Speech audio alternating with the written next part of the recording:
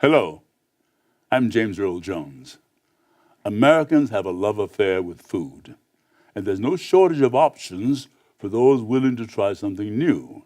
And often the most important ingredient in any food is the people who help bring it to the table, as we're about to see. Our society moves at warped speed.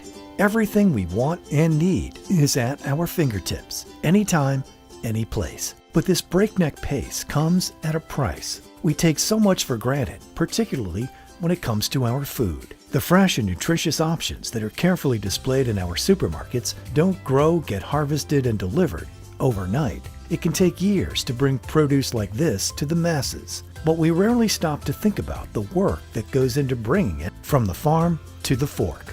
Where it starts on the farm, its soil preparation is done months in advance. We have to plan out where we're going to plant the crops, be sure that we have irrigation, be sure that we have all the mechanisms in place that it'll take to harvest. It takes approximately 3 months before I put a seedling in the ground. Selecting the right seed has taken years of trial and error.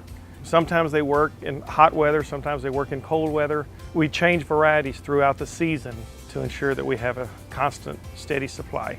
And that's just the beginning. The work continues in the greenhouse, where delicate seedlings are tended to like babies in a nursery. Their growth in here is critical because they'll eventually be transplanted from the protected cocoon of the greenhouse to the wild outdoors. Fully exposed to the elements, their hardiness is put to the test. We pull the seedlings from the greenhouse. We have to really watch the weather. If it's too cold or too hot, we cannot plant the seedlings. We have to wait until the weather is conducive for transplanting. There are many pests that we have to deal with when we're growing this Chinese cabbage and bok choy. We have not only insects, we have disease, we have weeds, and we have water issues here in the Rio Grande Valley. So it's always a challenge and always a juggle to keep the plants alive and healthy.